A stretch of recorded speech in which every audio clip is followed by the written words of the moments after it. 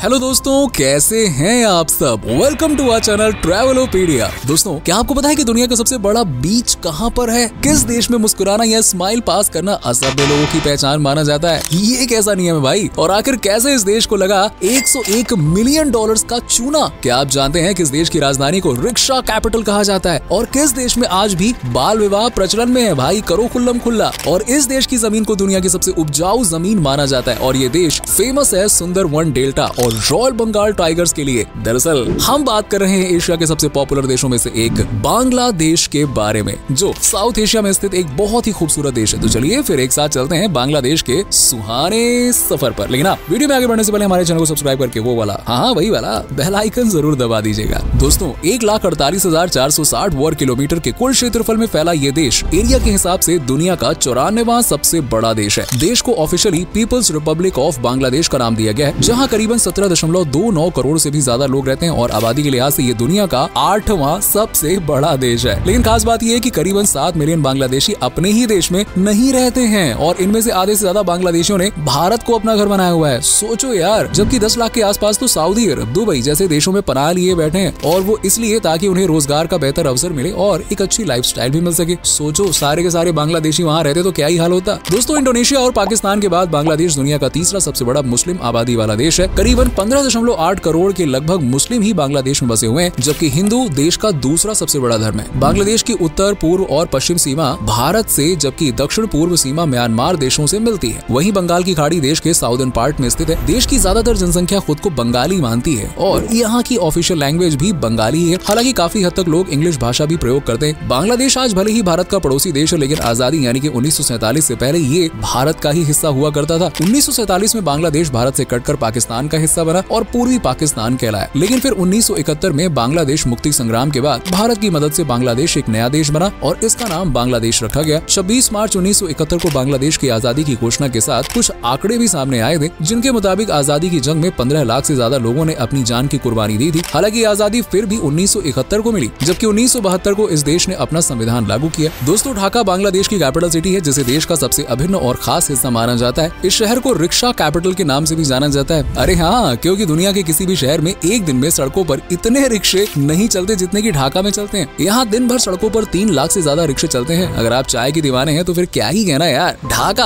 आपकी फेवरेट जगह हो सकती है, क्योंकि यहाँ दिन हो या रात लोग टपरी पर चाय की चुस्कियां लेने का मजा बिल्कुल मिस नहीं करते हैं। ढाका को मस्जिदों के शहर के नाम से भी जाना जाता है, क्योंकि ये शहर 6000 के लगभग मस्जिदों का घर है। इसके अलावा ढाका का मलमल का कपड़ा भी सुर्खियों में रहता है, क्योंकि ये 200 सालों तक दुनिया का सबसे महंगा कपड़ा रहा था। दोस्तों, बीच तो आपने भी बहुत देखे होंगे, लेकिन क्या आप जानते हैं कि दुनिया का सबसे लंबा नेचुरल बीच कहाँ है? बांग्लादेश में है भाई। इस बीच का नाम है बाजार बीच, जिसे कॉक्स बाजार बीच भी कहा जाता है। ये 120 किलोमीटर के वाइड एरिया में फैला हुआ है और अगर आप इस बीच को पूरा घूमना चाहते हैं तो कम से कम भाई 2 दिन तो खर्च करने ही होंगे, सीधी बात है। इस देश को अजीबोगरीब कानूनों के लिए भी जाना जाता है, जिनमें से सबसे पहला कानून तो आपके भी होश उड़ा देगा। दरअसल अगर यहाँ पे कोई व्यक्ति बैलगाड़ी से टकरा जाता है तो उसे सजा के तौर पर देश से ही निकाल दिया जाता है। बेटा जाओ, टाटा बाय बाय, खत्म। जी हाँ, इसके अलावा बांग्लादेश में अगर आप कहीं भी जा रहे हैं तो आपको उस जगह का पूरा एड्रेस मालूम होना चाहिए, क्योंकि अगर रास्ते में पुलिस ने आपको पकड़ लिया और जगह का पता पूछा कि भैया बताओ कहाँ जा रहे हो और आप एड्रेस नहीं बता पाए तो भैया चलो सीधे जेल। अब तुम्हारा नया एड्रेस यही होगा। इसके अलावा यहाँ 18 साल से कम उम्र के लोग यानी कि टीनेजर्स रात के 12 बजे के बाद मोबाइल फोन पर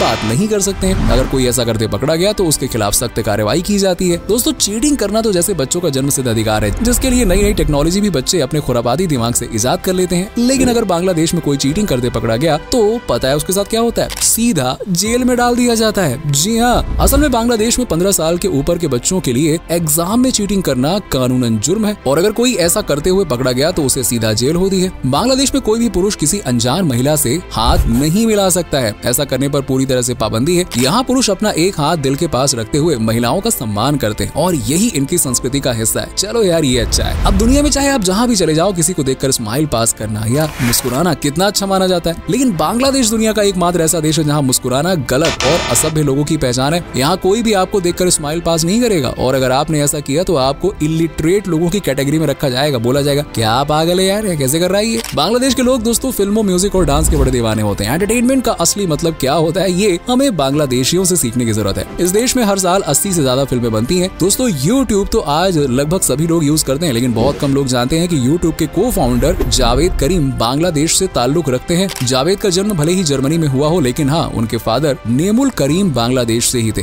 साल 2016 की एक सुबह बांग्लादेश के लिए काफी नुकसान भरी थी, क्योंकि इस साल हैकर्स ने देश के सेंट्रल बैंक में से $1 बिलियन की चोरी करने का प्लान बनाया था। खुशकिस्मती से ये हैकर्स कामयाब भी हो गए, लेकिन बदकिस्मती से सिस्टम गड़बड़ा गया और हैकर्स के हाथ सिर्फ $101 मिलियन ही लगे। बाद में इस हैकिंग का इल्जाम नॉर्थ कोरिया के हैकर्स पर लगा, लेकिन फिर भी बांग्लादेश को सिर्फ $38 मिलियन ही मिल सका। बाकी का पूरा पैसा हैकर्स डकार गए भाई, और गया। दोस्तों, आज ग्रामीण बैंक लगभग पूरे देश इवन दुनिया में फैलते जा रहे हैं, लेकिन इनकी शुरुआत कहीं और से नहीं बल्कि बांग्लादेश से ही हुई है, और इसका पूरा क्रेडिट जाता है बांग्लादेश के रहने वाले मोहम्मद यूनुस को, जिन्होंने गांव-गांव जाकर महिलाओं को अपनी जेब से लोन दिया, और इस काम के लिए इन्हें साल 2006 का नोबेल पीस प्राइज भी मिल चुका है। जी हाँ, नोबेल प्राइज विनर बांग्लादेश से भी आते हैं। दोस्तों, बांग्लादेश में हरियाली, नमी और नदियों की कोई कमी नहीं है। एशिया की कई बड़ी नदियों सहित 700 से भी ज्यादा नदियां बांग्लादेश से होकर गुजरती हैं, जिनमें गंगा, मेघना, ब्रह्मपुत्र सबसे प्रमुख नदियां हैं। इन तीनों को एशिया की सबसे बड़ी नदी होने का दर्जा भी प्राप्त है, और बांग्लादेश का नाम दुनिया के उन देशों में लिया जाता है जहां सबसे ज्यादा बाढ़ आती है। हर साल आने वाली इस बाढ़ का कारण यहाँ बहने वाली इतनी सारी नदियां ही तो हैं। बांग्लादेश का ज्यादातर हिस्सा गंगा नदी के द्वारा बनाया गया डेल्टा है, इसीलिए यहाँ की जमीन को दुनिया की सबसे उपजाऊ जमीन माना जाता है। इस देश में कुल 80% लोग ऐसे हैं जो एग्रीकल्चर पर डिपेंड करते हैं, यानी कि किसान वर्ग से हैं, जबकि देश में लगभग 83% भूमि पर कृषि खेती होती है। खेती में मुख्य रूप से चावल, जूट, गेहूं, सब्जी, फल, ये सारी चीजें और नकदी फसलें बोई जाती हैं। इसके अलावा गन्ना, तंबाकू भी मुख्य फसलों का हिस्सा है। खेलों के मामले में बांग्लादेश में हर किसी को क्रिकेट पसंद है भाई,